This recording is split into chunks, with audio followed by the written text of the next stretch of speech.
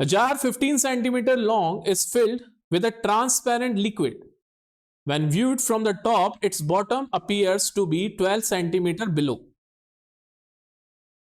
What is the refractive index of the liquid? देखो,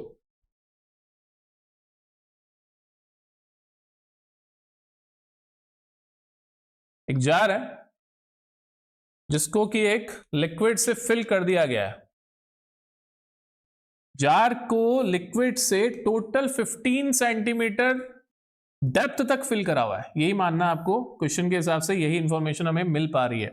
तो ये जो हो जाएगी ये actual depth of the jar हो जाएगी। एक्चुअल डेप्थ को हम लोग किससे रिप्रेजेंट करते हैं? एक्स से रिप्रेजेंट करते हैं। जब इसको ऊपर से देखा जा रहा है ना, तो जार की डेप्थ जो अपीयर हो रही है वो सिर्फ 12 सेंटीमीटर अपीयर हो रही है। इसको हम लोग y से रिप्रेजेंट करते हैं और ये कहलाती है एपरेंट डेप्थ। मान लो लिक्विड का रिफ्रैक्टिव इंडेक्स n1 है और एयर का रिफ्रैक्टिव इंडेक्स n2 है,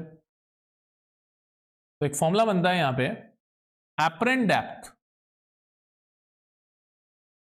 जिसको कि हम लोग y से रिप्रेजेंट करते हैं, अपॉन रियल डेप्थ, जिसको कि हम लोग x से रिप्रेजेंट करते हैं, is equals to n2 bye n1। तो y अपॉन x की वैल्यू क्या हो जाएगी? 12 by 15 is equals to n2 upon n1। Cancel करा 3 से तो ये आ गया 4 बाय 5। अब n2 अपॉन n1 का मतलब क्या है कि the relative refractive index of air with respect to this liquid, n21, इसका मतलब क्या है कि relative refractive index of air with respect to liquid. But हमें क्या निकालना था? The refractive index of the liquid. तो ये जो मैंने फॉर्मूला बना के दिया ना, स्टैंडर्ड फॉर्मूला है, ये स्टैंडर्ड आपको दिमाग में रखना है। आप इसको कैसे भी घुमा सकते हो। आपको ये पसंद नहीं आया तो आप इसको ऐसे भी लिख सकते हो कि x upon y is equals to n1 upon n2। ठीक है, तो आपका आंसर डायरेक्ट निकलेगा। बट ये स्टैंडर्ड मैंने इसी तरह से इसको डिराइव भी करवा रखा है, that's why I am keeping it the same way.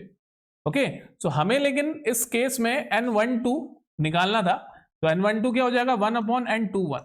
So your answer will be 5 by 4, that means 1.2। तो refractive index of this liquid will be 1.2। आसान।